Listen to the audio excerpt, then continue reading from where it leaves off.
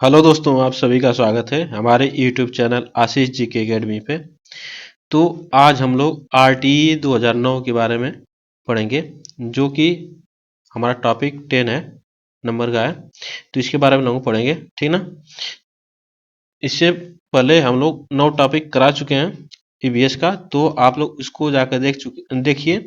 और आज का टॉपिक है आरटीई 2009, जिससे बहुत से प्रश्न सीटेट और रिपीटेड बहुत से एग्जाम टीचिंग में आते हैं। तो इसके बारे में हम लोग पढ़ेंगे। और जो लोग चैनल के साथ नया जुड़ रहे हैं, एक बार चैनल को सब्सक्राइब कर लें और बेल आइकन को दबा लें, जिससे वीडियो का नोटिफिकेशन आप तक पहुंचता रहे। और और शेयर लाइक जरूर करें। तो चलिए स्टार्ट करते हैं आज का पहला टॉपिक। तो आज का पहला क्वेश्चन हम लोग पढ़ेंगे आरटी 2009 के बारे में। देखिए, इसके बारे में हम लोग जानेंगे। आरटी एक्ट जो आया था, तो यह 1 अप्रैल 2010 को भारत में लागू हुआ था। ठीक, 1 अप्रैल 2010 को भारत में लागू हुआ था।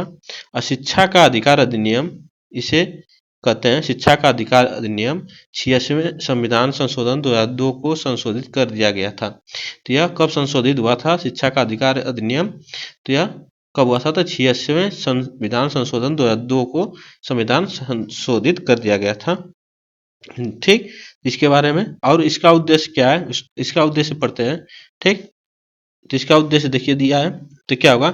शिक्षा का अधिकार अधिनियम 2009 का उद्देश्य 6 से 14 वर्ष की आयु वर्ग के बालक बालिकाओं को निःशुल्क शिक्षा प्रदान करना। तो इसका उद्देश्य क्या था कि 6 से 14 वर्ष के बालकों की आयु के जितने बालक बालिकाएं हैं, उनको निःशुल्क शिक्षा प्रदान करना। ठीक, और 12 दिसंबर 2002 को भारत के संविधान 86वें संविधान संशोधन किया गया और इसमें अनुच्छेद 21A को जोड़ा गया। तो आपसे यह आता है क्वेश्चन, 86वें संविधान संशोधन में कौन सा अनुच्छेद जोड़ा गया? तो 21A को जोड़ा गया। ठीक ना, तो 21A को जोड़ा गया। तो यह कब हुआ था? तो 12 दिसंबर 2002 को यह संविधान संशोधन हुआ था। ठीक ना, तो यह आगे चलते हैं। 20 जुलाई 2009 20 जुलाई 2009 को राज्यसभा में, 4 अगस्त 2009 को लोकसभा में। ठीक ना, तो आपको ये पता होना चाहिए कि 20 जुलाई 2009 को राज्यसभा में और 4 अगस्त 2009 को लोकसभा में आरटी एक्ट विधेयक पारित हुआ था। ठीक, तो यह आप इसको याद रखिएगा। ठीक ना, तो यह 4 अगस्त लोकसभा में और 20 अगस्त राज्यसभा में पारित किया गया था। हम आपको इसलिए दोहरा रहे हैं बार बार कि आपको दिमाग में याद हो जाए। ठीक, बार बार दोहराने से आपके दिमाग में बैठ जाए। इसके बारे में और आगे बढ़ते हैं। तो 26 अगस्त 2009 को राष्ट्रपति के हस्ताक्षर होने के पश्चात आरटी एक्ट अधिनियम बन गया था। जब राष्ट्रपति जी ने यह 26 अगस्त 2009 को राष्ट्रपति हस्ताक्षर हुआ, तो उसी समय यह आरटी एक्ट अधिनियम बन गया। ठीक ना, तो ये कब हुआ था हस्ताक्षर? तो यह 26 अगस्त 2009 को हुआ था और 20 जुलाई 2009 को राज्यसभा में और 4 अगस्त 2009 को लोकसभा में, ठीक ना, पारित हुआ था।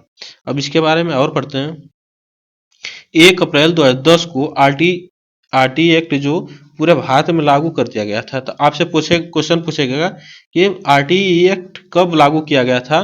तो ये 1 अप्रैल 2010 को पूरे भारत में लागू किया गया था। ठीक, भारत शिक्षा के अधिकार लागू करने का विश्व का भारत जो है शिक्षा का अधिकार अधिनियम जो लागू करने का यह विश्व में 135वां देश है जो शिक्षा का अधिकार अधिनियम लागू किया। ठीक ना, तो इसको याद रखिएगा आप लोग। तो 22 दिसंबर 2008 को कक्षा 1 से कक्षा 12 तक सभी बालकों और बालिकाओं के लिए शिक्षण निःशुल्क मुक्त करने का राजस्थान में देश का प्रथम राज्य बना।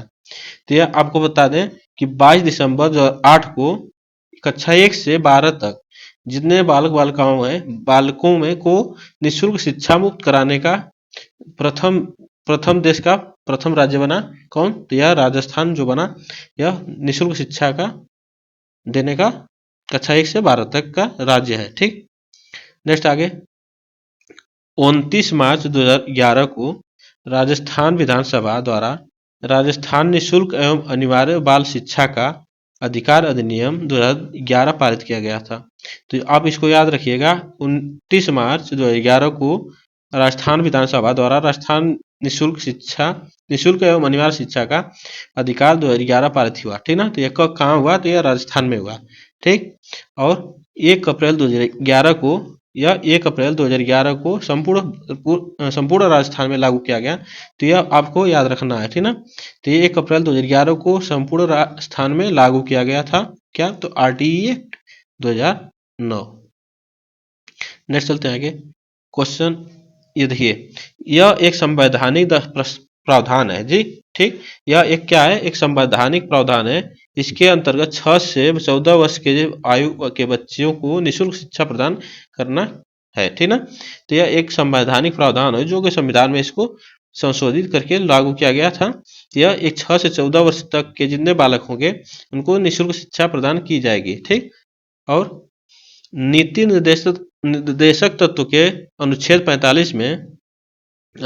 45 में निःशुल्क एवं अनिवार्य शिक्षा का उल्लेख है। तो आपसे पूछेगा किस में उल्लेख है, तो नीति निर्देशक तत्व में इसका उल्लेख है। तो यह नीति निर्देशक तत्व के अनुच्छेद 45 में निःशुल्क एवं अनिवार्य शिक्षा का उल्लेख किया गया है, ठीक ना। और मूल अधिकारों के अनुसार जो होता है, अनुच्छेद 21A में निःशुल्क एवं अनिवार्य शिक्षा का उल्लेख है। तो आपको यह नीति निर्देशक तत्व के अनुसार है, ठीक। यह अनुच्छेद 45 में, और यह मूल अधिकारों के अनुच्छेद 21 में निःशुल्क और अनिवार्य शिक्षा का उल्लेख है, ठीक ना। तो इसको आप लोग याद रखिएगा। नेक्स्ट चलते हैं आगे।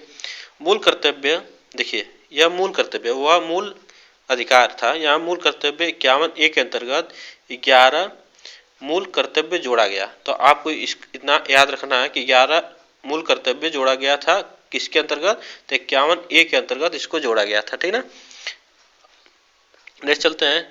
इसमें निःशुल्क एवं अनिवार्य शिक्षा के संबंध में बताया गया है, 6 से 14 वर्ष की आयु के बालक माता पिता कर्तव्य अध्यारोपण किया गया है कि वह अपने बच्चों को निःशुल्क एवं अनिवार्य शिक्षा के अधिकार से वंचित ना करें, ठीक ना। तो इसमें क्या गया, 6 से 14 वर्ष की आयु के बालक जितने हैं, तो उनको माता पिता का कर्तव्य है कि वह अपने अध्यारोपण मतलब अपने बच्चों को या अपने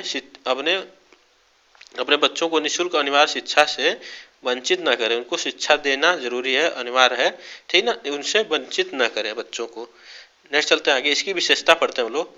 देखिए RTE एक्ट की विशेषता है, यह केवल 6 से 14 वर्ष के बालक बालिकाओं पर लागू होता है। यह सिर्फ इसकी विशेषता है कि यह 6 से 14 वर्ष के बालक बालिकाओं में लागू होता है, ठीक ना। नेक्स्ट चलते हैं आगे।